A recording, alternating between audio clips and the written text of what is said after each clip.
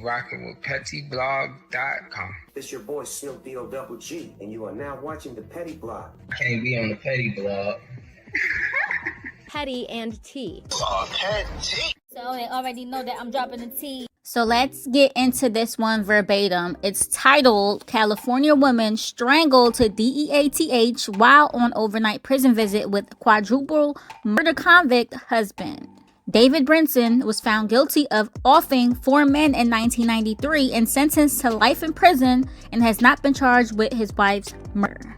And here are the details. A 62-year-old grandmother was offed while having an overnight conjugal visit with her convicted husband at a California prison, according to reports. David Brinson, 54, was found guilty of offing 4 men in 1993 and was sentenced to life in prison without parole. In November, Brinson had an unsupervised visit with his wife, Stephanie Dowell, at Mule Creek State Prison in North Carolina. Brinson claimed to prison officials that she had passed out, but the Amador County Coroner said this week that her passing was a homicide and determined that she had been strangled. No one has been charged with the offing, as this is currently pending and still under investigation. How could they let this happen? I just don't get it, Dowell's son told the news. How could they just let this happen? I just don't get it. My mom was just left alone and she called for help, I'm sure, and there's nothing she could do. And continued, given the history that this guy has, we kind of want to know, why was it possible for them to be unsupervised? How is it even, possible? The CDCR told KCRA that family visits are a privilege and incarcerated persons must apply and meet strict eligibility criteria to be approved. Only those who demonstrate sustained good behavior and meet specific program requirements are considered. These visits are designed to support positive family connections and successful rehabilitation. The prison's operational manual says that prisoners on a family visit must present themselves 4 times in 24 hours and unscheduled checks can be made at any time, but every effort shall be made to ensure the privacy of the inmate and their visitors. And here are some more key points. He used the unit phone to tell officers that his wife had passed out during her visit, and they basically believed him, but it's been months since it happened. It happened back in November, and after investigation, autopsies or what have you, they have ruled it a homicide. The coroner says she was strangled. And he's yet to be charged, but obviously he was the only one there with her during their conjugal visit, so obviously he did it.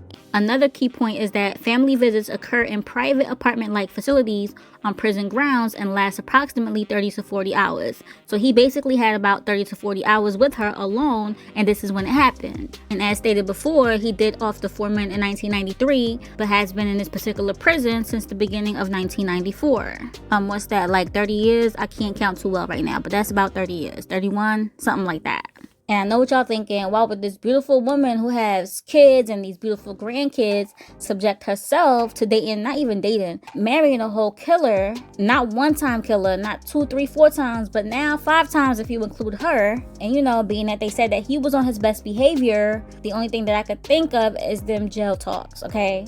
Guys, when they're in jail, they know how to persuade women to believe their BS. They know how to talk to women who may be insecure or have low self-esteem and just need love. They know how to play in their faces and pretend to love them and play a part for commissary or until they get out.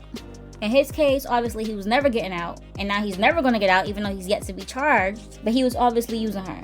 And the fact that he was able to display good behavior to get these conjugal visits shows you that much more that his jail talk worked on her, because it worked on the prisoners in the prison system, right? And it's a shame that this beautiful woman who has years of life experience at the age of 62 fell for this guy. But I do want to say that there's a slew of women who literally seek inmates to marry. Like, I don't know, like I said, if it's insecurity, I don't even know what it is, but they literally don't even want the guys on the outside. They want the guys on the inside, no matter what their crime is. And it honestly always turns out bad at the end. It's just really sad, but there you have it. Hopefully he gets charged for it soon so that she could get justice. But what are y'all thinking? We really want to know, so leave your thoughts below. Like, share, and subscribe. And if you haven't done so yet, be sure to hit that bell to join the notification gang. pettyblog.com signing out.